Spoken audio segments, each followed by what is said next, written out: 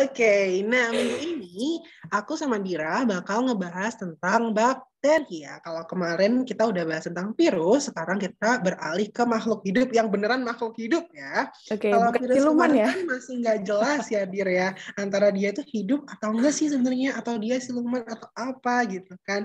Bahkan ada yang kemarin tuh bilang meta organisme Wah, gitu. itu bahasanya kompleks banget ya. Nah, sekarang kita bakal ngebahas tentang bakteria, yakni the simplest the simplest organism yang itu tuh paling tua gitu. Yang paling tua dibentuk. Yang paling tua yang pernah tinggal di bumi. Nah, gitu. Bentuk kehidupan yang Wow. paling sederhana. Oke. Oke, next ya. Jadi Nah, topik bahasannya ada apa aja, Tam? jadi ini nanti bakal kita ngebahas beberapa subjek di sini. Ada ciri-ciri bakteri, terus struktur sel bakteri, terus ada bentuk-bentuk bakteri, terus juga bagaimana bakteri itu bereproduksi, terus lanjutnya lagi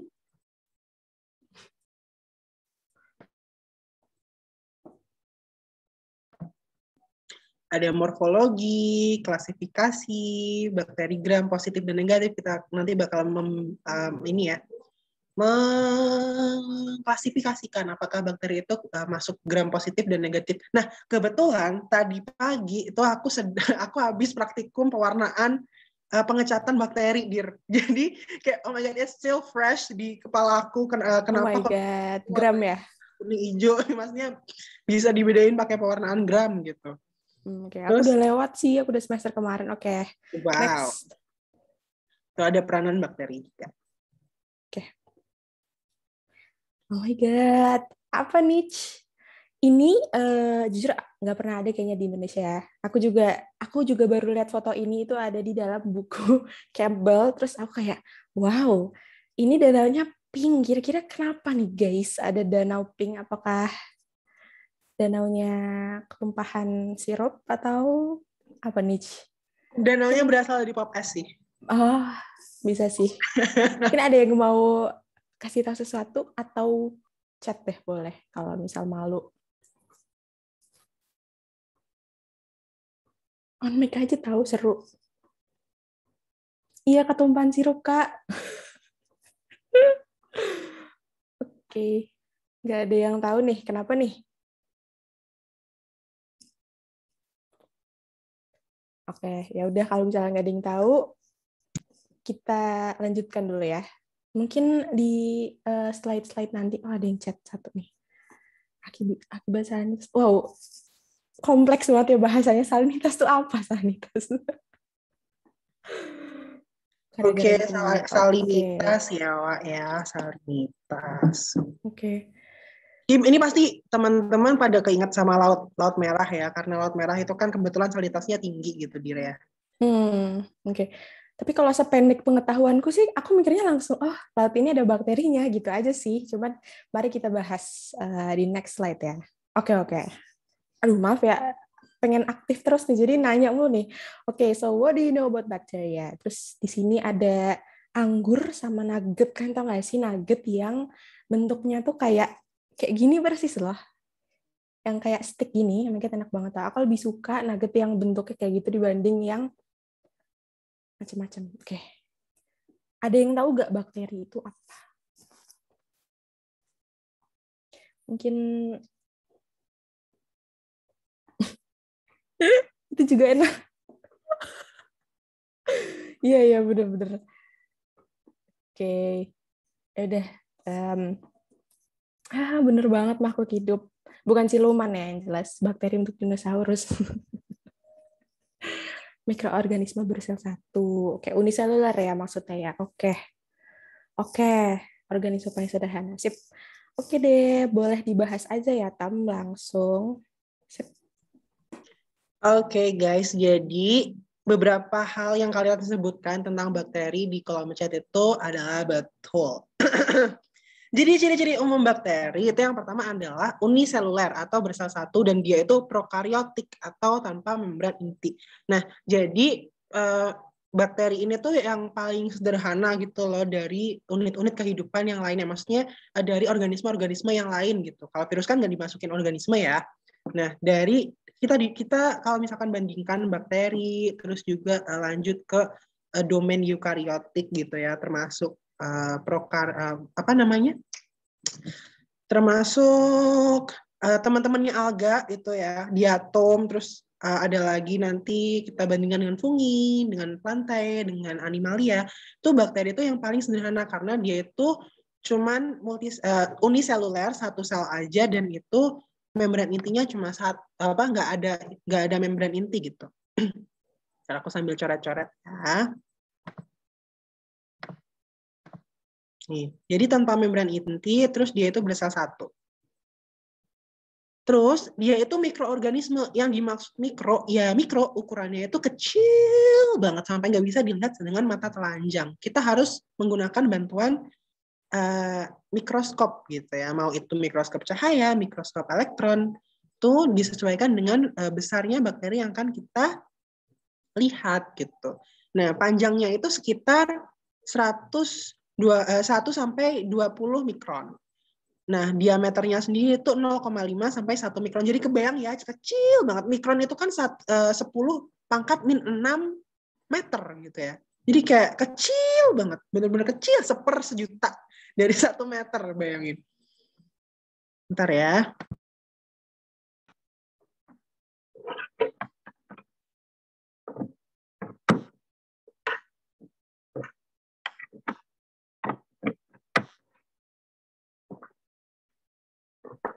Nah, dari rentang hidup dia, maksudnya rentang tempat hidupnya, dia itu termasuk ke dalam golongan organisme kosmopolit. Artinya dia itu punya sebaran luas dalam tempat hidupnya. Dia bisa ditemui di hampir mana aja. Di ruanganku ini, kalian nggak bisa lihat ya karena ada PBG. Di dinding kamarku ini bisa jadi ada bakterinya gitu. Terus nanti di dalam lemariku bisa jadi juga di sana ada bakterinya. Di tempat yang terbuka seperti lapangan, terus juga mungkin tempat-tempat rekreasi kayak mall, terus apa lagi ya? Mall, terus juga kolam renang, air, badan-badan air kayak sungai, danau, terus tempat ekstrim yang kayak danau, laut dengan salinitas tinggi, dan juga kawah yang panasnya sampai mungkin 100 derajat lebih gitu ya, Celcius. Nah, itu ada gitu bakteri ditemukan di sana. Terus mereka itu bersatu teguh, bercerai, aku nggak apa-apa gitu ya. Jadi mereka ada yang hidupnya itu soliter atau satu-satu. Nanti kita bakal lihat di bentuknya ya. Itu nanti bakal mempengaruhi bentuknya dari bakteri itu. Terus ada yang dia itu membentuk koloni gitu. Jadi bakal ada yang cuma satu-satu doang sendiri gitu, sendirian, kasihan gitu di medianya gitu ya. Terus kalau ada yang membentuk koloni, mereka itu kayak nanti membentuk struktur koloni yang bisa kita lihat lewat mikroskop tuh bentuknya macam-macam. Kalau misalkan tadi tuh ada yang kayak anggur. Ada yang kayak anggur tadi, kayak gitu-gitu. Next. Nah, apa bedanya bakteria, archaea, dan juga eukariota? Jadi yang pertama kita tahu tadi itu yang bakteria sama archaea ini prokariotik ya, sama-sama prokariotik. Jadi tutup membran inti itu absen, nggak ada gitu. Nah, eukaria ada. Terus membran enclosed organelle alias ini sistem endomembran. Nah, itu bakteria nggak punya, archaea juga nggak punya, cuma yang punya itu cuma eukaria. Kita bakal lebih ngebahas di bakteria sama archaea ya. Nah, peptidoglikannya kalau di bakteria itu punya. Nah, di domain yang lain itu nggak punya yang namanya peptidoglikan. Peptidoglikan itu adalah struktur yang menyusun dinding bakteri. Nanti kita bakal lihat. Terus membran lipids itu dia kalau di bakteria itu enggak bercabang, tidak memiliki percabangan hidrokarbon. Di eukaria juga sama kayak di bakteria, kalau di archaea itu beberapa ada percabangan karbonnya. Terus RNA polimerase, kalau di bakteria itu cuma satu jenis aja, RNA polimerase atau ini enzim pembentuk polimer RNA. Nah, itu kalau di bakteri ya cuma ada satu jenis aja. Nah, di domain yang lain itu lebih dari satu jenis. Terus juga inisiator asam amino untuk sintesis protein itu formil metionin. Formil metionin ya, kalau di bakteri ya. Kalau yang di domain yang lainnya itu metionin aja. Jadi, inisiator itu sama kayak ini loh, codon start.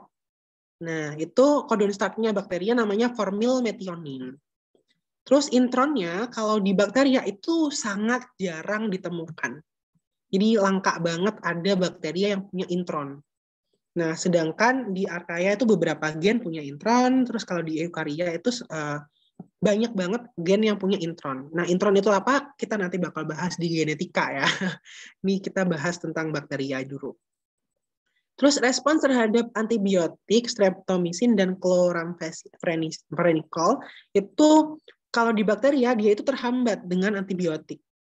Kalau di archaea, karena archaea itu nanti kan ada ini ya, golongan archaea itu adalah yang hidup di yang mostly tempat-tempat hidupnya tuh ekstrim banget. Jadi dia emang udah teradaptasi gitu dengan tempat yang dan kondisi yang ekstrim. Makanya dia ketika diberi antibiotik dia nggak terhambat gitu pertumbuhannya. Terus eukarya juga sama. Nah, protein histon yang berasosiasi dengan DNA-nya itu nggak ada kalau di bakteria. Nah, kalau di archaea dia ada di beberapa dan juga kalau di eukariota itu present gitu ya, ada. Nah, bentuk kromosomnya kalau di bakteria sama archaea itu bentuknya sirkular. Jadi nggak kayak kita gitu ya, nggak kayak eukaria yang bentuknya tuh kayak gini. Terus nanti di tengahnya ada sentromernya gitu ya. Nah, nggak kayak gini. Kalau di bakteria itu dia bentuknya kayak gini guys. Jadi bentuknya lingkaran kayak gini. Nah, lingkaran. Terus yang terakhir pada temperatur lebih dari 100 derajat Celcius bakteria itu udah mampus gitu ya. Jadi kayak sterilisasi dengan pasteurisasi, terus juga dengan kalau di lab kita mengenal metode autoclave ya, 121 derajat Celcius dalam autoclave, nanti kita pakai uap bertekanan tinggi 1 atm itu dengan disterilisasi itu mati bakteria yang nggak dipengenin hidup gitu. Terus kita merebus air itu di sana mati bakteria. Tapi untuk beberapa spesies archaea yang tinggal di daerah-daerah termofil terutama ya, jadi kayak kawah, terus juga tempat-tempat yang dekat gunung berapi itu dia ada gitu. Kalau eukarya mampus juga. Jadi apa namanya makhluk hidup bermembran inti itu mostly dalam temperatur di atas 100 derajat itu meninggal guys gitu. Simpelnya kalau kita kena api gitu ya, sel kita otomatis mati kan, maksudnya melepuh terus juga langsung mengalami degradasi kayak gitu ya. Next.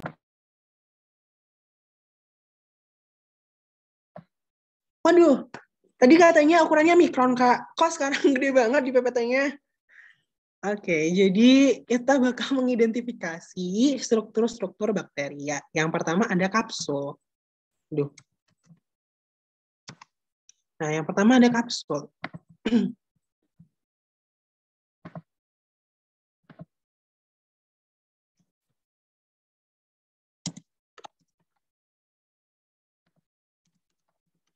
Yang pertama ada kapsul. Kapsul ini apa? Kapsul ini adalah lapisan lendir. Kapsul ini adalah lapisan lendir yang ada di paling luar bakteria. Nah, fungsi kapsul ini yang pertama itu untuk selubung dari pelindung gitu. Jadi dia itu sebagai pelindungnya sel bakteri. Terus yang kedua dia itu bisa sebagai sumber makanan. Jadi kan itu terbuat dari polisakarida dicampur air gitu ya. Maksudnya campuran antara polisakarida dengan air. Nah, itu nanti kalau misalkan dia melekat di suatu substrat, nah itu nanti nutrisi-nutrisi yang ada di substratnya itu nempelnya di tempat kapsulnya. Jadinya tinggal diserap gitu dari kapsul. Terus kapsul itu juga berfungsi sebagai alat pelekatan melekat ya. Jadi yang udah aku bilang tadi, dia bisa membantu pelekatan sel bakteri ke substrat. Terus ada cell wall atau dinding sel. Dinding sel ini terdiri atas peptidoglikan. Nah, peptidoglikan itu apa? Peptidoglikan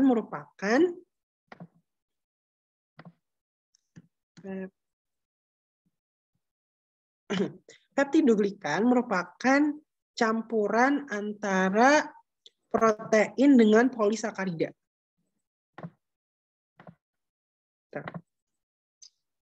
Jadi dindingnya itu terdiri atas peptidoglikan, yaitu tersusun atas polisakarida dan protein. Jadi itu membentuk struktur yang namanya polisakarida gitu nanti dindingnya. Nanti kita lihat ya, ada gambarannya. Terus ada plasma membran, seperti halnya sel-sel yang lain. Plasma membran ini fungsinya untuk menyaring apa aja yang masuk dan keluar sel gitu. Nah, dia itu sifatnya juga kayak membran selnya eukariota, sifatnya semi permeable. Jadi ada molekul yang bisa keluar, ada molekul yang nggak bisa gitu. Kan bahaya gitu ya kalau misalkan membran sel itu permeable, nanti bisa-bisa intinya keluar dari sel tanpa kita mau gitu ya. Terus sitoplasma. Sitoplasma ini adalah cairan sel seperti yang kita ketahui biasanya ya, itu mengandung organel-organel selnya. Nah, sitoplasma itu juga sebagai tempat bereaksinya reaksi-reaksi seluler. Seperti halnya ini. Seperti halnya reaksi pemecahan metabolisme karbohidrat kayak gitu. Nah, itu ada di situ.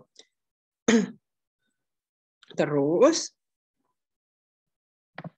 kita ada yang namanya ribosom. Kayak di sel eukariota, ribosom itu mengandung RNA yang fungsinya dalam sintesis protein. Terus ada plasmid. Plasmid ini adalah pecahan kecil. Plasmid ini adalah pecahan kecil dari kromosom ini. Nukleoid itu adalah kayak inti dalam tanda kutip dari sel prokaryotik gitu ya. Terus ada pili. Pili itu jamaknya ya. Kalau sendiri namanya pilus. Nah, pilus ini adalah struktur menonjol-menonjol ini kecil-kecil yang pendek. Ini fungsinya untuk melekatkan diri pada substrat juga kayak kapsul. Nah, pilus ini juga berperan dalam konjugasi bakteri. Jadi untuk mentransfer DNA gitu nanti ya. Terus ini ada nukleoid atau circular DNA. Nah, dia itu bentuknya tuh kalau diurai itu bentuknya bulat gitu, maksudnya lingkaran. Isinya adalah materi-materi genetik ini untuk mengendalikan aktivitas seluler gitu ya. Terus ada bakterial flagellum atau flagel bakteria. Flagel ini flagel ya, flagel. Ini fungsinya untuk motilitas bakteri, jadi untuk bergerak-gerak gitu ya.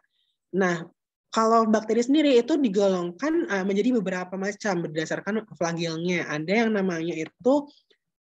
namanya itu bakteri atrik atau nggak ada flagel sama sekali. Terus ada bakteri monotrik kayak yang kita lihat sekarang ini, bakterinya itu cuma punya satu flagel.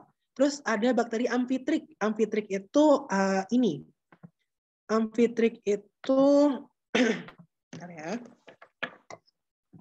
Bakteri amfitrik itu adalah bakteri dengan flagel yang ada di dua sisinya. Jadi ada banyak gitu ya. Terus dia itu ada di dua sisinya. Nah, kalau yang satu lagi ada lovotrik. Nah, lovotrik ini dia ada di satu sisi aja, tapi ada banyak. Terus ada juga yang terakhir itu namanya bakteri dengan flagel yang di mana-mana di seluruh permukaannya, itu namanya peritrik. Bakteri peritrik. Gitu. Next, Dir. Nah, ini adalah kapsul dari bakteri yang tadi gitu ya, ada di gambarnya itu. Kita bisa lihat di sini ada bagian yang warna kuning, ini adalah cell wall atau dinding sel. Terus di dalamnya ini ada selnya gitu ya. Terus ini kapsul yang warna hijau kayak serabut ini kapsul. Jadi dia tuh kayak berlendir gitu ya.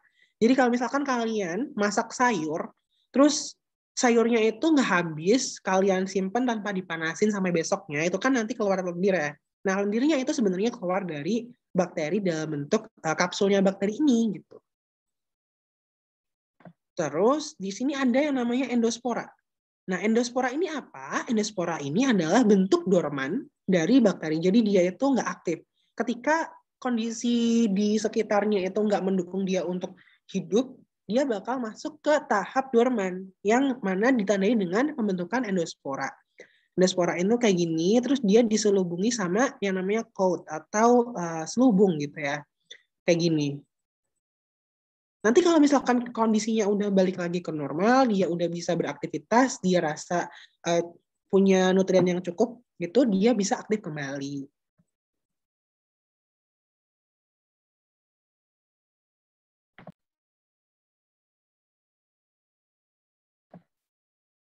Nah, these are the shapes of bacteria. Yang pertama ada spherical atau bulat-bulat, atau bisa disebut dengan cocky. Coccus gitu ya kalau satu. Di sini ada Streptococcus pneumoniae. Streptococcus itu adalah bakteri yang bulat gitu, tapi dia dia bulat, terus gandengnya dua-dua. Gandengnya itu membentuk rantai, ya. Bentuk rantai. Terus itu namanya Streptococcus. Kalau cuma dua namanya Diplococcus. Kalau cuma satu namanya Coccus aja. Monococcus. Terus yang ini dia itu bentuknya Staphylococcus.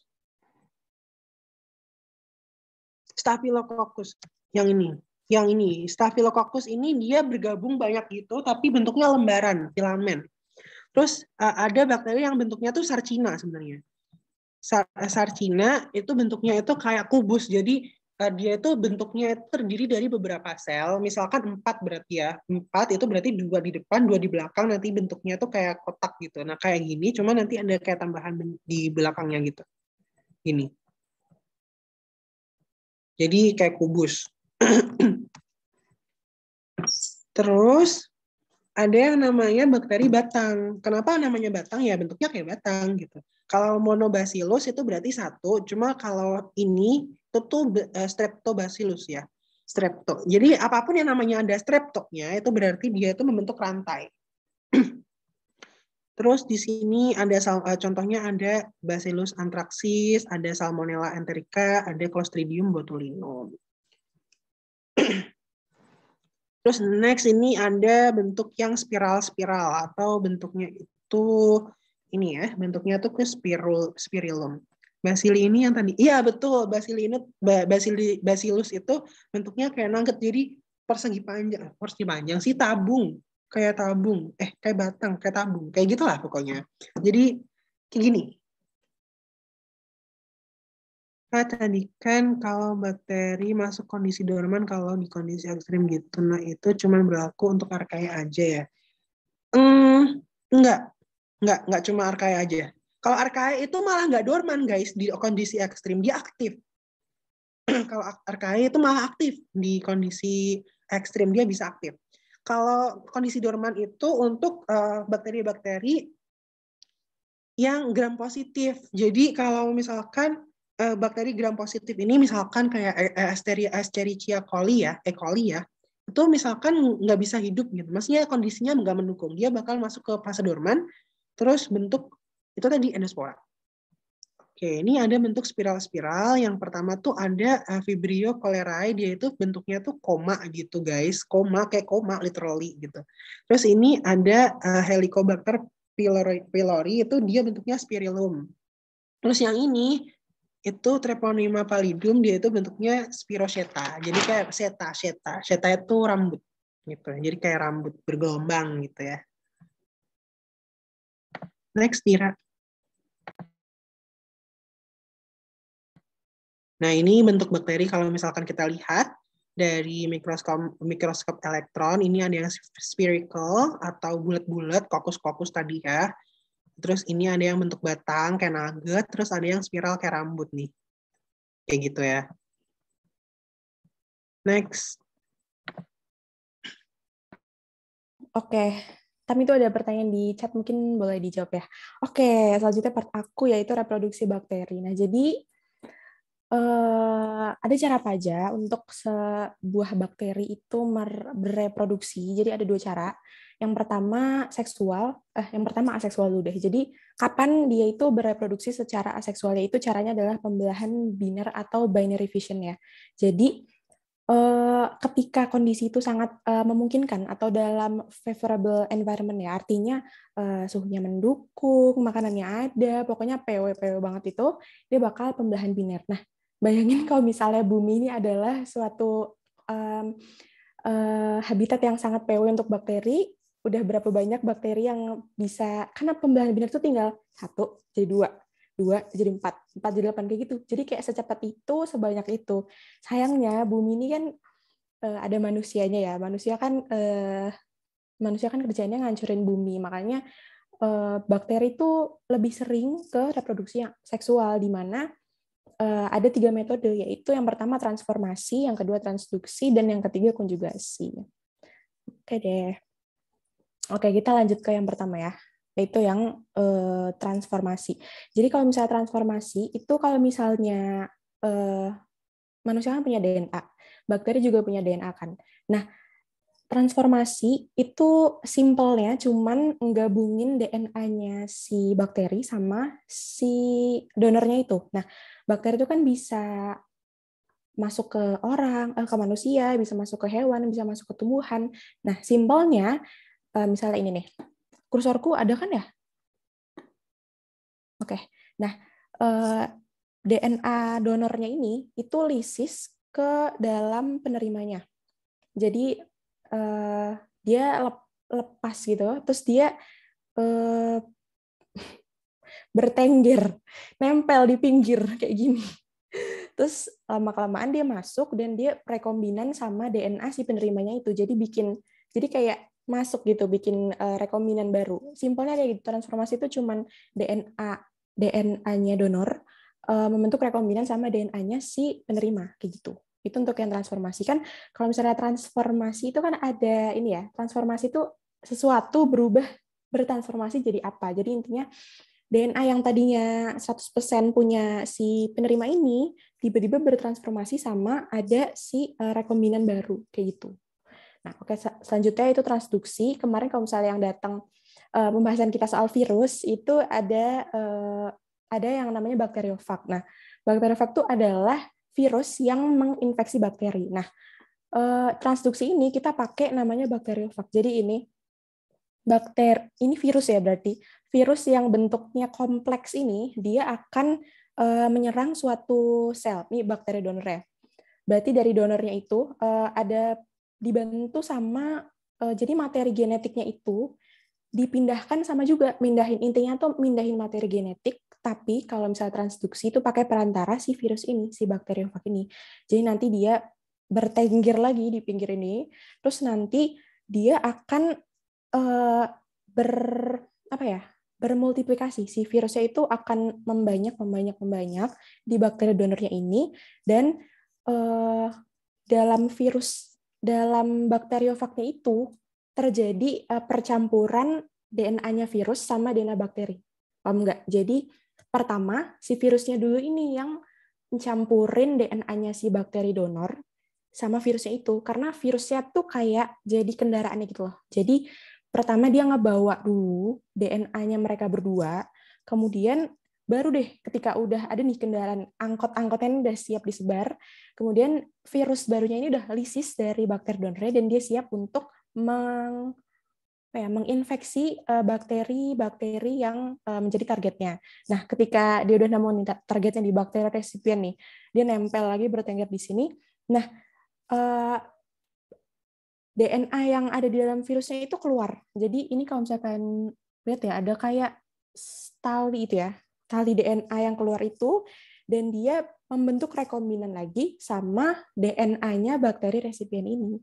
Jadi dia ini DNA-nya resipien ya, terus bergabung deh DNA yang dibuat virus masuk ke DNA bakteri resipien, dan hasilnya adalah suatu bakteri dengan sel genetik ya, sel genetik yang isinya tuh campuran gitu. Jadi bakteri hasil transduksi.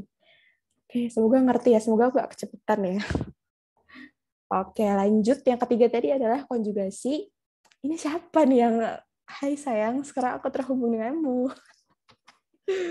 Oke, dua sel bakteri sedang pacaran. Jadi konjugasi itu adalah ini ya, intinya nempel. Dia kalau misalnya yang tadi kan kayak yang satu di mana, yang satu di mana, kayak bisa LDR gitu loh. Kalau misalnya transformasi sama transduksi itu bisa LDR asal tadi ada bakteriofagnya, asal tadi ada apa ya, kalau yang tadi nggak bisa LDR kayaknya ya. Oh bisa, ini kan tetap nggak kena. Kalau yang transformasi kan nggak nempel ya. Tapi kalau yang konjugasi ini benar-benar nempel. Jadi kalau misalnya kalian tahu di bakteri itu ini kan ada kayak apa ya, rambut-rambut halus. Nah itu kan silia ya. Fimbria. Oh ya, sorry Fimbria ya. Nah ada satu yang mirip tapi dia lebih panjang gitu loh. Nah ini namanya pilus atau pili tadi kalau misalnya 2 atau lebih ya. Nah, dia ini yang dinamakan sebagai alat konjugasinya bakteri. Jadi kalau misalnya mau berkonjugasi, pilusnya ini nempel gitu ya. Jadi bacterial conjugation di E. coli donor cell extends a pilus ya, that attach to a recipient cell. Nah, a key first step in the transfer of DNA. Jadi ya udah deh, ketika misal aku kasih contoh ya, dua bakteri ini satu punya plasmid, satu nggak punya. Nah, ketika dia memanjangkan pili satu sama lainnya itu, plasmid yang ada di bakteri yang punya plasmid ini bisa terkopas ke dalam bakteri yang tadinya nggak punya plasmid. Jadi, the whole thing about konjugasi itu adalah fotokopi plasmid gitu. Jadi plasmidnya tadinya ada cuma di sini doang, lalu dia terfotokopi ada di bakteri yang satunya. Begitu guys. Kalau ada yang nanya boleh langsung di chat aja ya. Oh, ini yang tadi pembelahan biner ya. Sip. Pembelahan biner yaitu mirip dengan mitosis, mengikuti rumus 2 pangkat N dengan, ribut ya. Dengan N, kayaknya nggak keluar rumus-rumusannya. Pokoknya intinya ini aja 2, jadi 4, jadi 8, kayak gitu-gitu aja. Manual aja, nggak mungkin sampai ribuan-ribuan ya kan. Karena kan sama dengan induk, kayak tadi nih. Dari 1, terus dia membesar ya. Intinya kan dari 1 jadi 2. Pokoknya berarti dari 1, terus dia bertumbuh, terus udah mulai bentuknya kayak kacang ini, udah mulai kebelah kayak gini, terus tiba-tiba wow jadi 2, terus dari sini masing-masing juga jadi wow jadi 4, wow jadi 8 gitu deh. Jadi intinya kayak gitu guys, gampang kok. Oke, lanjut ya. Iya bener, tadi mirip dengan mitosis ya. Oke, jadi seperti yang kita ketahui, tadi Tama udah bilang ya, bakteri itu ada yang sendiri-sendiri, ada yang loner, ada yang berkoloni. Nah, berkoloni itu kayak apa sih? Aku kasih sneak peek dulu ya. Jadi, oke. Nah, contohnya kayak gini. Jadi dia tuh ditaruh di dalam cawan kayak gini, terus dia tuh apa ya, kayak dikulturkan gitu loh. Kayak ketika kita mau ngecek nih orang sakit, dia kenapa sih? Bakterinya apa sih yang menginfeksi dia? Kita bisa ambil bakterinya dari dia, lalu kita kulturkan, alias kita kembangbiakan di dalam cawan itu untuk melihat hasil kulturnya. Nah, kultur ini mungkin agak terlalu jauh ya, cuman ini nice to know aja. Kultur tuh macam-macam. Di tempat itu namanya agar, kayak jelly gitu guys. Jadi dalam jelly-nya itu ada macam-macam. Ada misalnya bismuth sulfit agar, ada lupa yang lain blood agar plate gitu ya, merah ini. Nah, dia tuh dikembangbiakan di situ dan kita lihat polanya tuh apa, warnanya tuh apa, macam-macam. Ada yang kayak garis-garis kayak gini, ada yang warnanya bahkan ada yang warna hitam kayak gini loh guys. Bakteri Salmonella typhi ini kalau misalnya di bismuth sulfit agar, dia warnanya hitam kayak gini guys. Keren kan? Terus ini juga Staphylococcus aureus, kalau misalnya dia kan banyak ya, ada yang jenis apa. Nah, itu beda-beda kalau dikulturkan itu ada yang warnanya emas, ada yang warnanya kuning, ada yang warnanya putih. Begitu pula dengan bakteri Shigella, Salmonella, dan E. coli ini kalau misalnya dikulturkan ada yang pink kayak gini, ada yang yellow black kayak gini, ada yang apa nih ya? Oke, balik lagi. Jadi ini mungkin jarang keluar, jadi nice to know aja. Jadi ada macam-macam banget. Ini shape-nya, size, surface, color, opacity, elevation, sama margin. bentuknya tuh ada yang sirkular kayak gini, terus ada yang titik-titik kayak gini, terus ada yang kayak koral gitu kali ya, kayak kipas gitu, filamentous. Ada yang irregular alias nggak jelas. Ada yang kayak rumput laut, aku suka banget rumput laut. Kalau di es buah tuh ya, bentuknya kan kayak gini, rhizoid. Habis itu size-nya ada yang kecil, sedang, besar. Habis itu ada yang ngapain ya kita pegang juga ya, cuman kalau misalnya kita lagi pakai handscoon, kita pegang, itu rasanya ada yang smooth, ada yang glistening. Glistening itu apa ya, Tam? Glistening itu dia kayak bercahaya gitu. Kalau misalkan kita lihat kan ada yang kayak memantulkan cahaya. Tadi itu yang salmonella bukan sih, aku lupa. Oke. Yang mana ya? Bukan. Yang ini nih, white, yang warna White. putih. Itu dia berarti kan ada bercahaya ya? Oke. Terus rough, ada juga yang kasar gitu ya. Wrinkle, dull. Nah, colornya juga tadi seperti yang udah ada, white, creamy white, tapi ini masih jauh lebih banyak daripada ini. Terus opacity ke apa ya? Ketransparansiannya ya. Opak tuh putih. Ingat ya, aku inget nih. Ini berguna banget. Jadi opahnya Upin Ipin itu kan kulitnya putih ya. Jadi aku pakai itu buat tahu kalau opak itu putih. Oke. Jadi opak itu putih, transparan. Terus flat itu terus ya bisa dilihat di sini, terus marginnya pinggirannya ya. Jadi ada yang even, ada yang wavy, ada yang kayak tadi kayak coral tadi, terus ada yang curl dan lain sebagainya. Ini foto yang lain kalau misalnya mau dilihat sama, kurang lebih sama kayak tadi, yes. Oke, ini fotonya, ini aslinya aku ambil dari PPT dosenku. Haha. Ini oke, biar seru aja, biar ngeliatin ke kalian kayak apa sih kultur tuh. Oke. Mari kita coba mengidentifikasi. Kayaknya aku ada hadiah deh buat yang bisa jawab nih. Seperti apa bentuk dari setiap koloni bakteri yang tergabung dalam kultur campuran di samping? Oke, ada yang berani. Oke, aku kasih aku balik lagi sebentar ya. Aku balik lagi. Kalian ingat-ingat ya bentuknya. 5, 4, 3, 2, 1. 5, 4, 3, 2, 1. Oke. Ini yang mana nih, Tam? Yang diidentifikasi semuanya ya? Yang paling muda dulu deh, dari Staphylococcus. Oke, Staphylococcus. Nih. Filamentus. Oh, filamentus tuh yang tadi kayak koral ya? Kayak anggur kalau di mikroskop. Oke, yang mana nih, Tam, yang benar jadinya? Apa namanya kalau di apa? Kalau di mikroskop kan dia kayak bulat-bulat apa ini kalau di mikroskop. Ini loh yang ini loh. Oke, itu udah ada beberapa yang jawab. Gimana tuh Tartama? Yang menang siapa? Kalau aku sih itu lebih ke punctiform ya, jadi kayak titik-titik air nggak sih, Dir? Ya sih, kalau sirkular tuh tadi apa ya? Aduh, maaf ya. Kalau Tutornya juga. itu lebih kayak yang bulat gitu loh, yang bulatnya bulat banget. Oke. Kalau punctiform tuh kan ini ya, kayak dia tuh plural gitu loh. Kalau sirkular tuh satu doang ini. Kalau punctiform tuh kayak plural banyak, kayak kecil-kecil gitu. Nah, ini nih. Punctiform tuh kayak gini. Kayak ini nih guys, pencet koloni ini. Sip. Oke, jadi dimenangkan oleh Oliver. Nanti kontak aku ya. Makasih. Seru gak? Seru. Oke, Tam, silakan.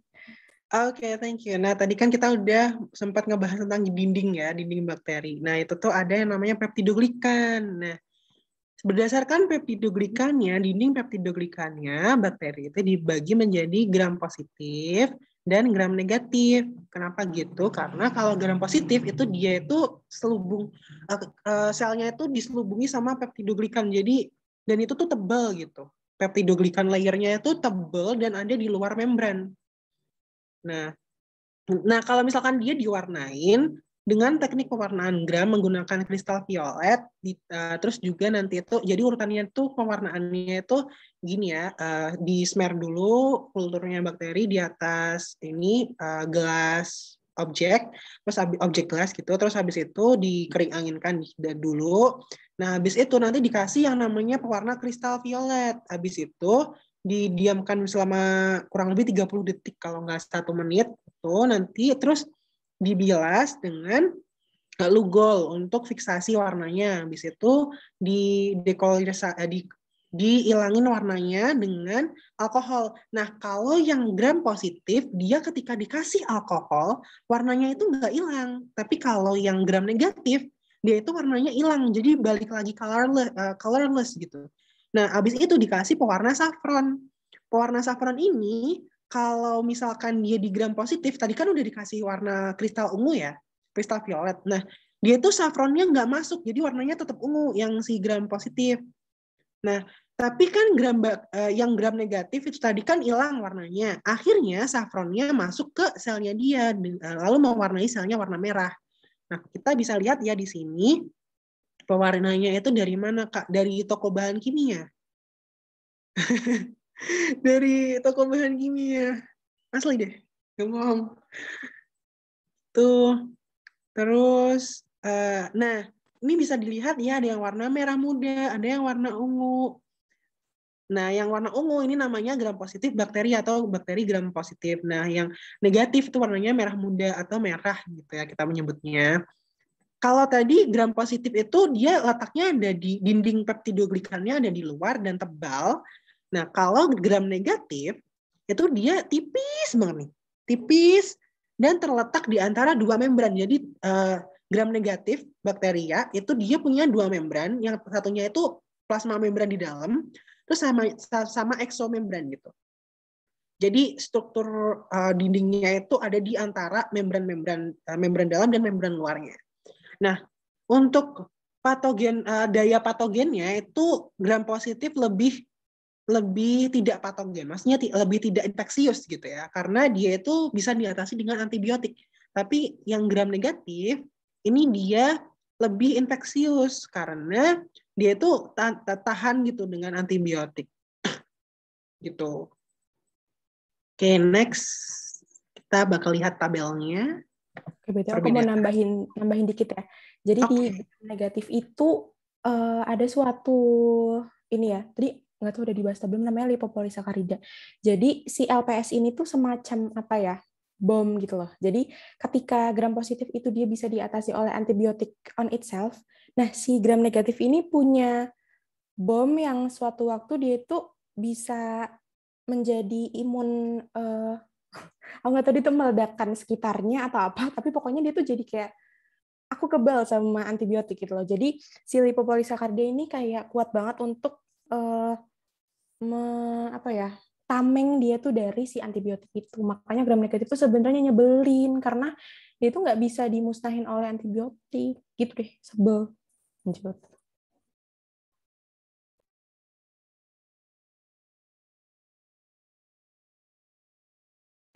Oke, selanjutnya kita bakal ngebahas lebih lanjut tentang perbedaannya. Yang pertama itu outer membrane ya. Itu jelas tadi di gambarnya positif gram positif nggak ada. Tetot. Nah, kalau di gram negatif itu ada outer membrane. Terus peptidoglikannya itu kalau di positif tebal, kalau di negatif tipis. Tadi ada ya di gambarnya kalau yang positif itu ada di luar, terus dia tebal gitu. Terus yang negatif itu dia peptidoglikannya tipis, tapi di tengah-tengahnya membran dalam dan membran luar. Terus lipopolisakarida, yang tadi kata Dira merupakan ini ya, kayak sistem imunnya bakteri ya Dira ya, berarti. Nah itu kalau di gram positif dia nggak punya lipopolisakarida. Kalau di gram negatif dia ada lipopolisakarida. Terus ini ada asam teikoik ini ada di beberapa spesies dalam gram positif. Kalau yang di gram negatif itu nggak punya. Terus kapsul, pili, flagella itu sama ya. Jadi nggak ya umumnya bakteri lah bentuk-bentuknya. Terus untuk fungsionalnya kalau misalkan kita beri enzim lisozim gitu ya untuk memecah bakteri, nah itu tuh gram positif itu lebih rentan rusak gitu selnya. Kalau gram negatif dia itu malah lebih tahan dengan enzim lisozim. Untuk antibiotiknya kayak tadi itu gram positif itu lebih rentan juga. Sedangkan gram negatif itu lebih tahan karena punya tameng lipopolisakarida tadi.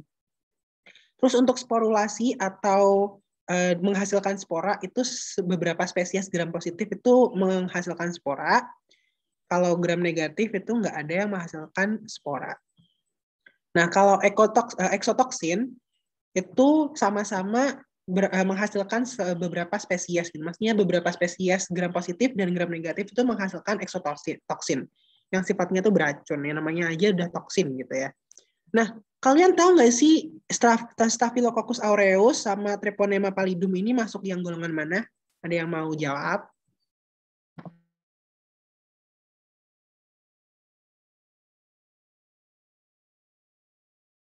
Ini kebetulan gambar yang diilustrasi ini tuh hasil mikroskop ya guys, bukan hasil pewarnaan gram.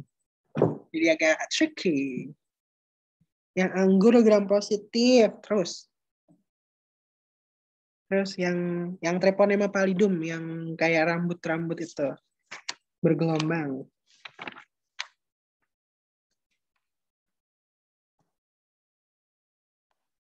Oke, jadi jawabannya itu kebalik guys. Treponema pallidum itu adalah gram positif, Staphylococcus aureus itu gram negatif. Oke, next. Oke. Jadi kebalik ya, Tam. Duh, padahal aku tadi mikirnya bener loh. Kayak itu gram positif, ternyata kebalik ya. My memory. Oke deh. Oke, jadi sebenarnya nama yang umum kita dengar kalau di buku-buku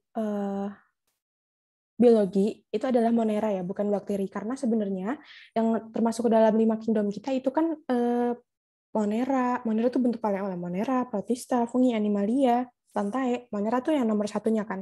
Nah, jadi Monera itu kebagi jadi 2. Eubacteria sama Archaebacteria. Simpelnya Eubacteria itu adalah yang normal-normalnya bakteri. Kalau misalnya Archaea itu kan kayak namanya apa ya? Kayak kuno ancient gimana gitu ya. Jadi aku nyebutnya dia bakteri kuno gitu. Nah, oke. Aku hapus dulu tulisan ini anggur yang tadi. Oke. Jadi perbedaannya apa sih? Jadi dua-duanya itu sama-sama prokariotik, tetap terus sama-sama tetap nggak punya nukleus kayak yang tadi udah dijelasin, inseluler dan bla bla bla. Dan bedanya apa? Bedanya kalau misalnya eubakteri ini punya nih ya peptidoglikan. Jadi peptidoglikan itu kan tadi yang adanya tabelnya di gram positif ya. Sebenarnya di gram positif negatif itu masuknya di eubacteria ya. Jadi nanti eubacteria itu bakal kebagi jadi gram positif sama gram negatif. Cuman kalau misalnya Archaea itu ya ini dia nggak punya peptidoglikan gitu. Benar-benar nggak punya ya, bukan tipis, nggak punya. Kalau EU kan gram positif itu peptidoglikannya tebal, kalau yang negatif itu peptidoglikannya tipis. Tapi kalau di Archaea benar-benar nggak ada gitu. Terus dia nggak bisa survive di ekstrim. Justru kalau misalnya di Archaea itu dia kebalikannya, dia malah ini ya acara apa tuh ya Tam? Acara yang acara yang suka jalan-jalan ke gunung-gunung tuh apa namanya ya? Ini road trip apa sih? My Life. Macam itulah pokoknya. My Life apa ya? Dia suka sesuatu yang menantang kayak Squid Game. Cuma semalam aku mimpi aku ikut Squid Game, sebel, tapi aku menang. Oke, terus lanjut. Sorry. Eubacteria ini ada bakteria sama cyanobacteria. Mungkin kalau yang ingat kayak selalu bingung, selalu pusing, selalu ketuker. Cyanobacteria itu Protista. Dia kan ini ya ganggang biru hijau alias apa tuh ganggang? Ganggang bukannya Plantae ya? Kok masuknya bakteri? Nah, nanti akan ada, oke. Terus Archaea ini ada termofil, halofil, sama metanogen. Oke, next. Kita bakal bahas eubacteria dulu. Jadi, eubacteria itu sebenarnya ada banyak banget ya. Cuman ini ada satu grup namanya Proteobacteria. Iya, grup nih. Dia masuknya ke gram negatif. Aku nggak pernah sih nemu yang nanya alfa, beta, gamma gini-gini. Cuman ini biar fun aja ya. Kita kan gain new knowledge di kelas privat ini.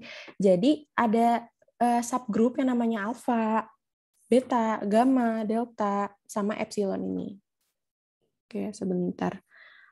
Kalau misalnya yang pertama alfa, jadi cara gampang ingatnya itu adalah dia alfa itu kan nomor 1 ya. Berarti alfa tuh dia tuh dekat dengan dengan organisme-organisme eukariotik alias contohnya rhizobium. Nah, kalau kalian ingat rhizobium itu adalah bakteri yang termasuk dalam proses siklus nitrogen alias dia kan dekat-dekat sama tanaman nih. Kalau kalian ingat siklus nitrogen itu terjadinya sama tanaman-tanaman legumino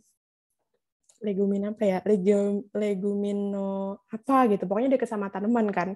Nah, rhizobium itu deket-deket, nah makanya dia masuk alfa. Terus agrobacterium di sini dia tuh adalah bakteri yang menyebabkan tumor di tanaman lagi deket-deket lagi sama tanaman, makanya rhizobium sama agrobacterium ini masuk ke alfa. Next kita punya beta. Aku ingatnya aneh sih, maaf ya kalau cara aku ingatnya aneh. Jadi beta itu kan bahasa Indonesia, bahasa daerah Indonesia ya. Nah, dengan negara kita itu adalah NKRI. Nah, makanya aku ininya bakteri yang depannya N, NKRI, itu yang masuk ke dalam beta, which is Nitrosomonas, bakteri yang termasuk di siklus nitrogen tadi. Nitritasi ya. Nitrosomonas itu nitritasi alias membentuk nitrit. Nanti bakal aku jelasin siklus nitrogennya. Sama Neisseria.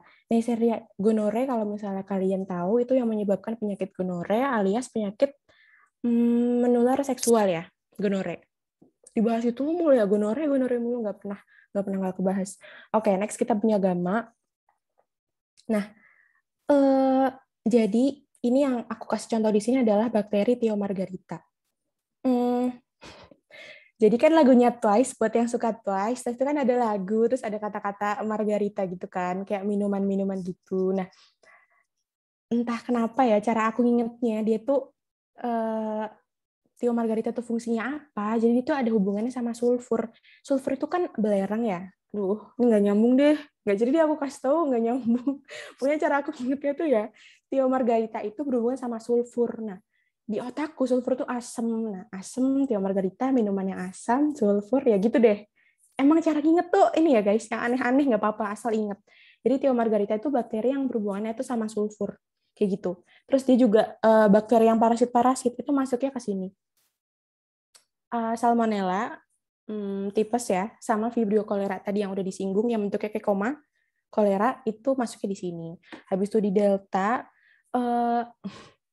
ngeluarin slime. Jadi aku juga ngingetnya, contohnya adalah Myxobacterium. Jadi aku ngingetnya pakai singkatan lagi nih. Kalau misalnya delta, jadi kalau misalnya DM, aku ngingetnya pakai DM. DMIG gitu ya maksudnya.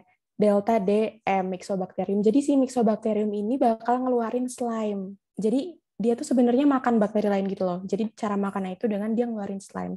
Jadi sekarang ingat kan guys, kalau beta itu N, terus delta itu M. Oke, DM sama beta NKRI. Maaf, aneh banget. Oke, lanjut ada epsilon. Kalau kalian tahu yang di fisika-fisika itu, epsilon kan bentuknya kayak gini.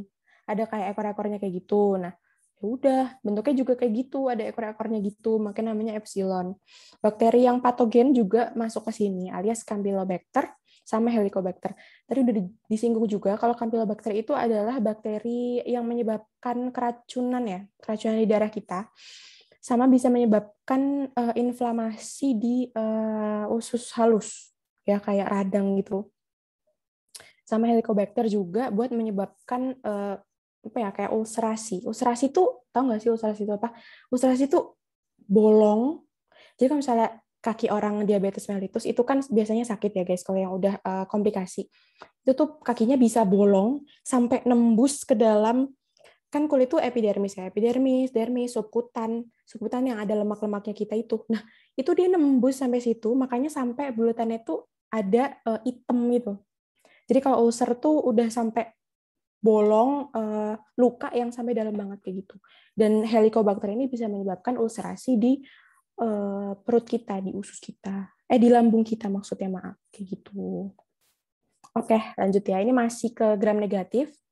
Ada chlamydia, penyebab chlamydiasis ya, sama Spiroseta, contohnya Treponema pallidum. Treponema pallidum tadi tuh bakteri gram negatif apa positif deh, Tam? Treponema pallidum tadi gram positif.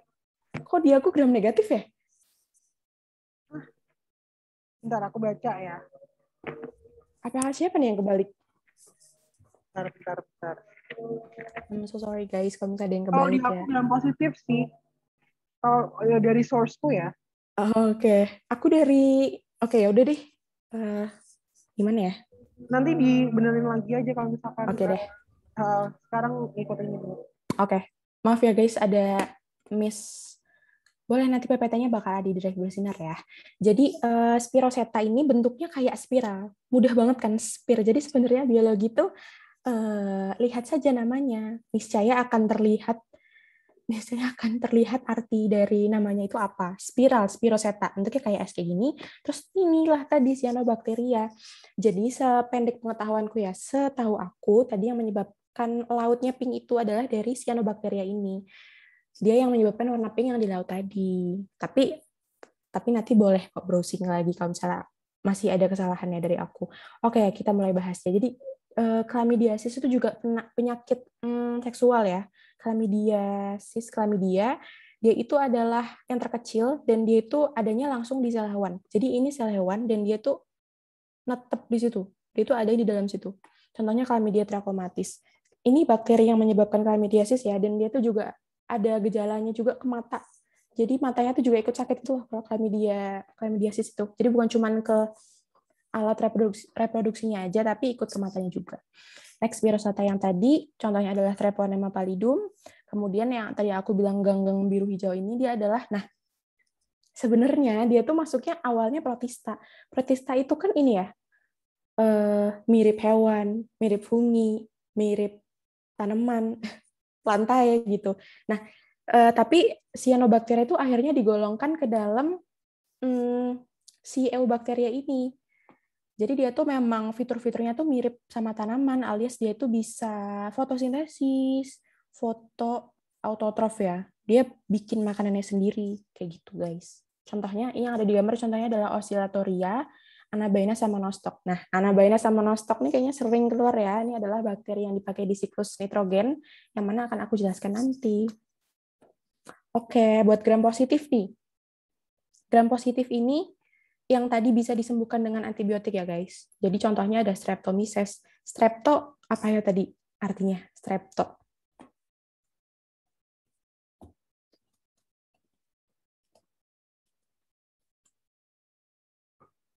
Oke, nice. Berantai. Jadi ini bisa dilihat ya. Ini membentuk rantai. Terus basil. Basil tadi batang. Ini aku nggak kasih nama spesiesnya karena banyak banget ya. Bacillus, Clostridium. Nah, Clostridium tetani, penyebab tetanus itu bentuk bakterinya kayak gini guys. Kayak raket tenis atau kayak drumstick ayam nih. Kayak ayam atau kayak raket tenis. Kayak gini, keren banget gak sih? Aku juga pas pertama lihat kayak, kok bisa ada bakteri bentuknya kayak gini ya? Oke, Mycoplasma itu yang menyebabkan pneumonia ya. Pneumonia. Ini bentuknya bulat-bulat kayak gini, Streptococcus, gampang. Kokus bulat, Strepto itu berantai kayak gini, bulat berantai-rantai. Habis itu Staphylo tadi, Staphylo itu yang anggur ya. Aku nggak kasih fotonya, yang bentuknya kayak lembaran-lembaran kayak gitu. Kemudian Mycobacterium tuberculosis, Mycobacterium penyebab TBC sama Mycobacterium leprae penyebab penyakit lepra atau kusta ya kalau nggak salah.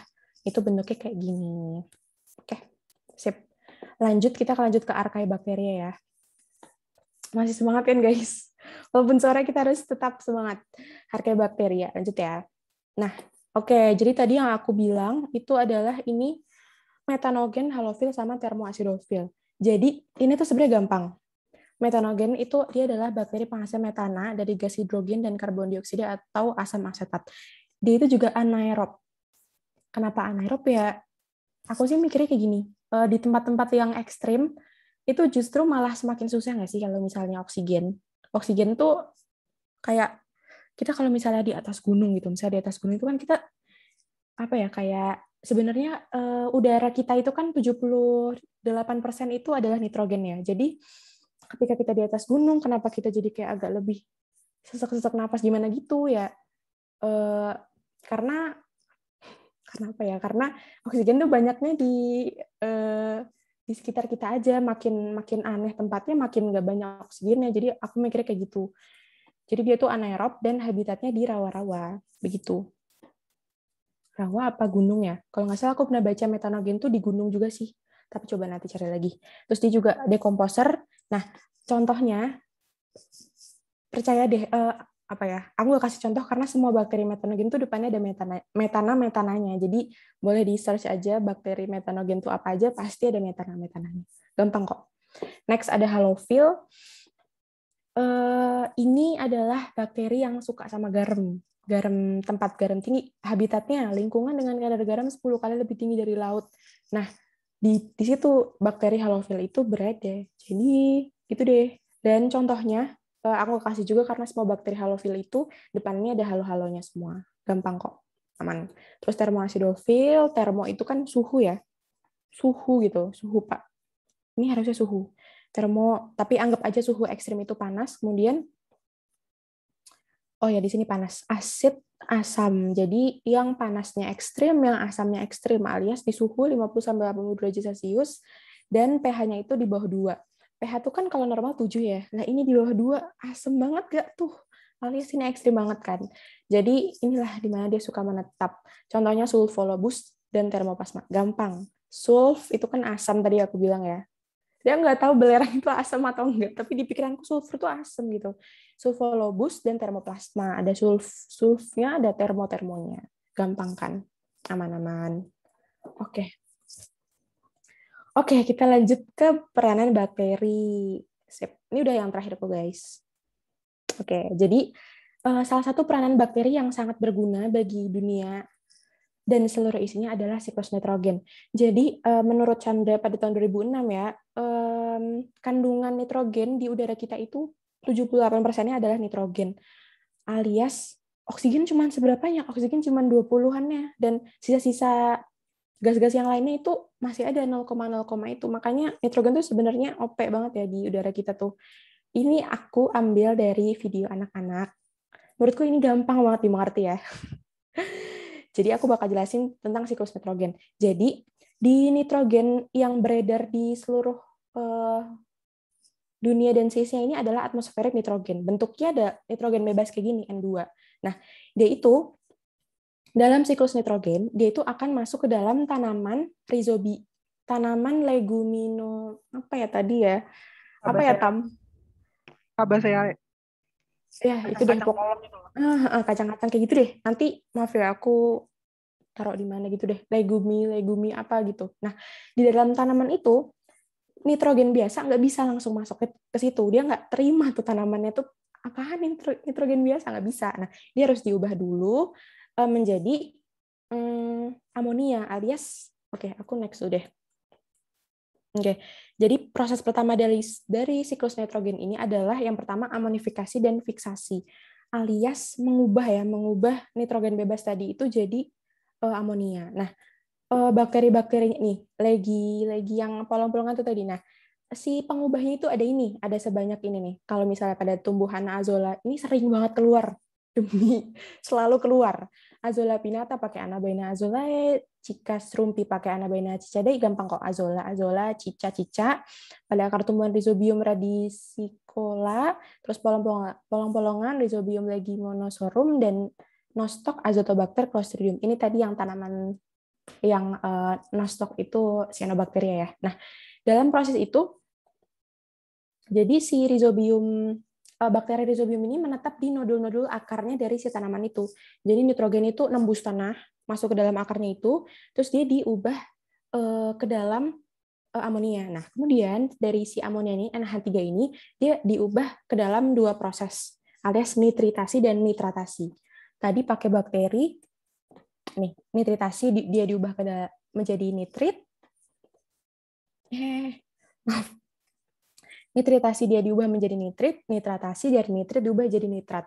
Jadi I dulu baru A ya. Nah, aku mikirnya kayak gini, kalau kalian suka ketuker nitrosomonas, nitrosococcus, nitrobakter sama nitrococcus tuh yang mana? Aku mikirnya dari yang bakteri yang namanya panjang dulu, nitrosomonas, nitrosococcus, dia akan menjadi bakteri yang pendek, nitrobakter dan nitrococcus. Lebih ringkas gitu loh, panjang, jadi pendek kayak gitu. Nitritasi, terus nitratasi. Jadi terus tiba-tiba jadi nitrat ya. Pokoknya tadi dia dibantu dari amonia jadi nitrat dulu. Nih lucu banget nih nitrifying bacteria. Terus dia berubah jadi nitrat deh akhirnya. Nah, nitrat ini udah bisa dipakai, udah bisa dipergunakan gitu loh. Nah, jadi tumbuhan-tumbuhan, sapi, hewan-hewan itu makan tumbuhan, plants absorb nitrates to make proteins. Jadi tumbuhan-tumbuhan itu akhirnya menggunakan nitrat ini sebagai sumber protein gitu loh.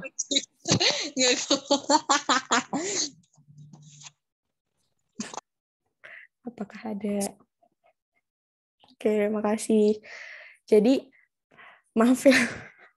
Jadi tadi tanaman-tanaman itu bakal memproduksi protein yang dikasih ke sapi gitu loh. Jadi pas sapinya tuh makan tumbuhannya, dimakan, nah sapi itu mendapatkan protein dari nitrat yang ada di dalam tanaman tadi. Seperti itu. Terus sapinya juga mengeluarkan kotoran ya. Nah, ekskret dari sapinya ini alias nitrogenous waste ini atau dari kayak tanaman-tanaman yang udah mati ini ya. Dia juga mengandung dia akhirnya membusuk dan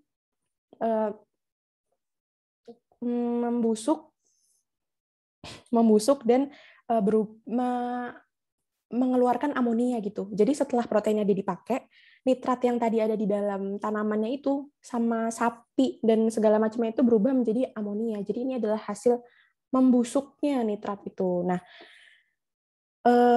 oleh karena itu ada dua jalan lagi nih. Kalau misalnya udah jadi kayak gini, dia bisa diubah jadi nitrat lagi dan bagian kanannya ini ngulang lagi, atau dia bisa didenitrifikasi pakai bakteri Theobacillus denitrificans. Gampang banget nih namanya, ada denitrificansnya. Gampang. Nah, dari sini dia diubah lagi deh sama denitrifying bacteria dari nitrat ini berubah menjadi si atmospheric nitrogen yang tadi, yang N2 tadi, yang hidup di alam bebas kayak gitu. Aku juga lupa nyinggung kalau nitrogen itu bisa langsung menjadi nitrat ya kalau misalnya dia nggak lewat jalur yang tanaman ini, dia juga bisa pakai strike dari lightning alias petir. Seperti itu. Oke, gampang kan? Gampang kok. Ini udah aku taruh di sini ya guys, buat nama-nama bakterinya. Kita lanjut dulu, ini peranan yang menguntungkan, apalagi pembuatan makanan, yaitu pakai bakteri probiotik alias bakteri baik. Ini udah diulang-ulang deh, pasti dari zaman SMA itu. Siapa yang tidak suka dengan Yakult? Aku suka banget Yakult. Jadi Yakult itu bikinnya pakai ini nih, Lactobacillus casei, C ya, cheese, C, cheese. Aku ngetik kayak gitu, casei itu dipakai buat bikin keju, yogurt. Aku juga suka banget Cimory Squeeze. Aku suka rasa yang original sih guys. Kalian boleh drop di chat ya kalau kalian suka rasa yang apa, karena rasanya itu banyak banget nggak sih? Tapi aku belum nyoba gitu. Yang aku baru nyoba strawberry sama original. Terus tapi sekarang udah ada rasa-rasa yang kayak aneh-aneh gitu. Oke, next. Ada Streptococcus thermophilus. Ini ya Streptococcus thermophilus sama Lactobacillus bulgaricus itu udah langganan dari SMP. Mereka bikin yogurt sama mentega sama dairy products nih ya. Keju segala macam, dan Acetobacter-Psyllium ini tidak boleh dilupakan adalah pengubah menjadi nata de coco. Oke. Nah, oke, sekarang kita lanjut ke peran bakteri yang merugikan ya. Jadi itu juga bisa, selain bikin makanan, dia bisa busukin makanan juga. Alias Lactobacillus yang tadi ini bisa untuk busukin buah dan sayur. Dan Clostridium botulinum ini terkenal banget ya. Ada di dalam makanan-makanan kemasan. Aku ingatnya botol, itu botol, mirip sama botol kan. Botol-botol kemasan itu kenapa kita harus hati-hati ketika kayak misal kalian buka sarden. Sarden itu kan dari kemasan kalengan ya.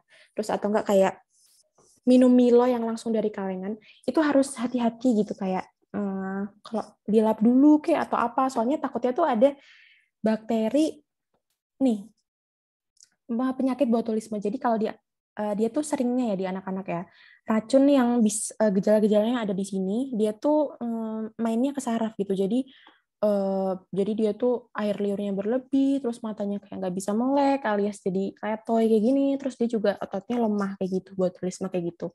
Terus ada lagi Pseudomonas cocovenenans yang nih coconut ya, kelapa makanan yang ada kelapa-kelapanya kayak gitu. Lanjut lagi ke bakteri patogen pada tumbuhan. Ini gampang. Pseudomonas cattleyae itu buat anggrek. Cattle. Aku inget banget kalau cattle tuh artinya anggrek ya. Itu bahasa Inggrisnya atau apa gitu. Pokoknya aku inget tuh cattle tuh artinya anggrek. Jadi ini ya di sini ya guys. Ini daun anggrek tuh bisa jadi kayak sakit kayak gini. Terus Xanthomonas oryzae buat padi. Dia bisa menginfeksi padi sampai kayak gini. Sama Agrobacterium tumefaciens tadi yang aku bilang yang masuk ke dalam golongan yang alfa tadi ya, itu dia bisa bikin tumor tumbuhan gitu kayak gini. Kasihan deh. Lanjut ya. Terus di hewan, yang paling terkenal adalah Bacillus anthracis atau bikin penyakit antraks kalau di sapi atau di kerbau dan segala macamnya ya. Jadi antraks itu selain bisa menyerang sapi-sapian, itu bisa ke orang juga sebenarnya. Gejalanya kayak gini kalau di orang. Serem deh, pokoknya zaman dulu itu. Dalam ini ya kayak sejarah mikroorganisme zaman dulu tuh pernah ada wabah antraks yang sangat ini ya sangat membumi banget. Nah itu deh, jadi antraks itu salah satu patogen pertama yang ditemukan di dunia ini gitu. Lanjut, Mycobacterium bovis itu seperti penyakit TBC ya, tuberkulosis pada hewan kayak gitu. Lanjut ke manusia, banyak sekali Salmonella typhosa. Aku nggak tulis nama penyakitnya karena ini bisa diidentifikasi dengan mudah dari nama bakterinya. Salmonella typhosa itu tipes, Vibrio cholera. Buat yang nggak tahu kolera itu apa, kolera itu adalah penyakit diare yang hebat banget ya. Jadi diarenya tuh sampai kayak air gitu, kayak air beras. Kalian kan nyuci beras, airnya itu, nah kayak gitu. Jadi diarenya tuh putih keruh yang kayak air beras gitu. Parah banget sampai diarenya tuh warnanya kayak gitu. Lanjut ke Treponema pallidum, ini afal mati ya, sifilis. Kemudian Neisseria gonore, Neisseria meningitidis itu meningitis ya, radang otak dan radang selaput otak dan sumsum tulang belakang. Kemudian Propionibacterium acnes yang ada di seluruh ini sebenarnya dia tuh bakteri baik ya. Cuman ketika minyak yang kita produksi di muka kita yang remaja ini terlalu banyak, jadinya P. acnes ini juga makin senang, dia malah makin menyebabkan jerawat-jerawat di muka kita ini gitu. Lanjut ke Mycobacterium tuberculosis, TBC, Mycobacterium leprae tadi ini ya guys, yang tangannya kayak penyakit kulit lepra itu sebenarnya. Jadi dia tuh nggak bisa ngerasain dingin, panas. Kalau yang udah komplikasi ya, dia nggak bisa ngerasain kalau ditusuk pakai jarum, dia itu nggak kerasa. Jadi saraf-sarafnya itu nggak bisa ngasih info kalau kamu tuh lagi ditusuk, kamu lagi dikasih es batu, itu nggak kerasa. Jadi kasian banget. Lanjut ke Diplococcus pneumonia, Corynebacterium diphtheria. Difteri itu ini ya. Jadi dia tuh menyerang hidung dan tenggorokan, alias di daerah amandel kalian itu bakal ada selaput kayak gini warna putih ini yang menutupi, makanya kalian jadi sesak nafas kayak gitu. Bukan kalian, maksudnya nazomenzalik, maksudnya orang jadi sesak nafas kayak gitu. Terus Clostridium tetani, tetanus tuh ketika kaki orang tusuk paku, nah itu dari lukanya itu bisa masuk Clostridium tetani dan menyebabkan kayak si anak kecil ini, jadi dia tuh ototnya tuh kejang gitu loh. Jadi kalau ada orang tuh sampai dia tuh punggungnya tuh nge-arch kayak gini loh, dia tuh nggak bisa santai gitu, jadi spasme, tegang kaku semua ototnya. Dan itu ya itu seperti itulah penyakit tetani. Kemudian ada lagi Shigella dysentery. Dysentery ini kalau nggak salah penyakit ini ya, kayak diare-diare gitu. Kalau nggak salah. Nanti dicari lagi. Oke. Kelar kelasnya. Yeay. Terima kasih. Gimana Tam? Ini slide apa Tam? Aku persembahkan untukmu. Oke. Terima kasih. Seperti biasa, ini adalah slide penutupan gitu ya. Terima kasih banyak kalian udah mendengarkan dari awal sampai akhir. Nah, untuk itu, karena tadi itu kan udah dari A, B, C, sampai Z ya tentang bakteri gitu. Nah, jangan lupa kalian isi ulasan bersinar di bisa scan QR code yang ada di sini, terus juga bisa akses linknya, terus juga kalian bisa traktirin bersinar untuk peningkatan layanan bersinar ke depannya kayak gitu ya. Dengan nge-scan QR code ini atau enggak gitu lewat link yang ada di bawahnya. Terus kalian tulis di browser kalian gitu ya. Terus ditraktir. Bisa buat beli mie nih, satu bersinar. Oke. Teman-teman, sebelum kita tutup, aku mau buka sesi pertanyaan ya, Diri ya. Kita mau buka sesi pertanyaan dulu. Oke, boleh. Kalau bisa ada yang mau nanya. Oke, silakan. Siapa yang mau nanya? Oh Atau ya enggak, tadi. sebelum pada kabur kita foto dulu sebenarnya. Oh ya, kita foto dulu aja kali ya. Kita foto. Oke, foto-foto.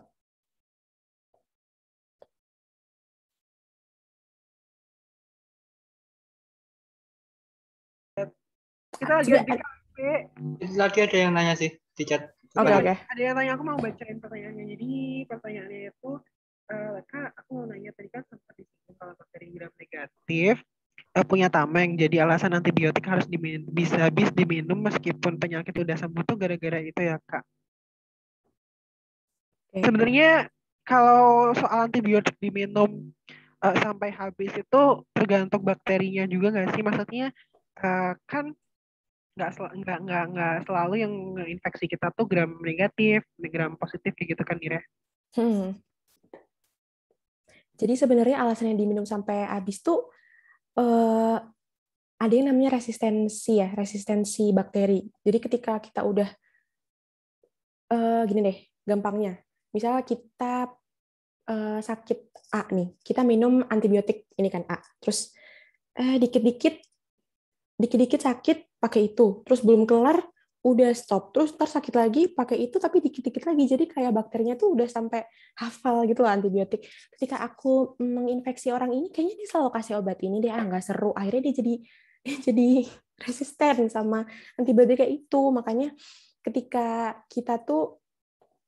penyakitnya tuh belum selesai, siapa tuh masih ada sisanya gitu loh. Makanya kita harus selesaikan sampai itu tuh kasih suatu periode yang ditentukan oleh dokternya, biar udah bersih 100%, ketika bakterinya udah pergi, oke, aku udah diusir dari sini, kayak gitu. Jadi, itu akan memberikan efek jera gitu kepada bakterinya, yang supaya bye-bye, dia nggak kembali lagi gitu. Supaya nggak terjadi resistensi kayak tadi, kayak gitu. Kalau masih sisa-sisa tapi obatnya udah di-stop, nanti takutnya kayak tadi resistensi.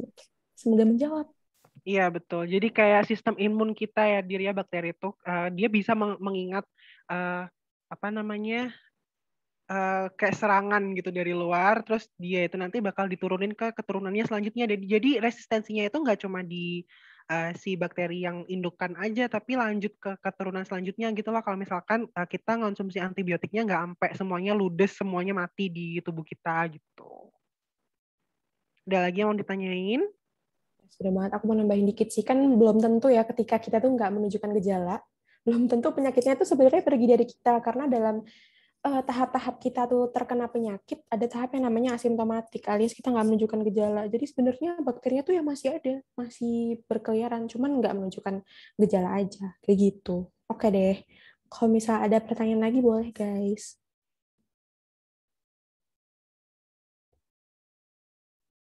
Atau udah ya? Udah capek kayaknya. Aku mau ingetin sih untuk materi soal yang pernah dibahas di kelas-kelas bersinar, apapun itu bentuknya, mau itu mapel apapun, biologi, fisika, kimia, sejarah, sejarah, terus sosiologi, geografi, dan kawan-kawannya itu bisa dilihat di linknya yang ada di yang ada di bio Twitter sama bio Instagramnya Bersinar ya. Jadi kalian bisa akses di sana ke depannya kalau misalkan itu kalian bingung gitu, Kak PPT-nya di mana sih, kok aku nggak pernah dapat aksesnya.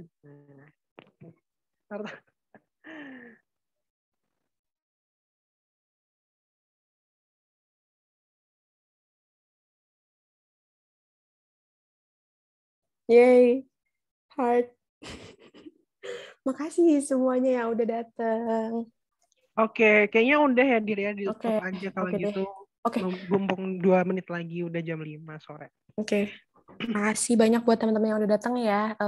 Semoga ilmunya bermanfaat. Kalau bisa mau ada pertanyaan lagi, boleh ke personal ke kita. Semoga apa ya?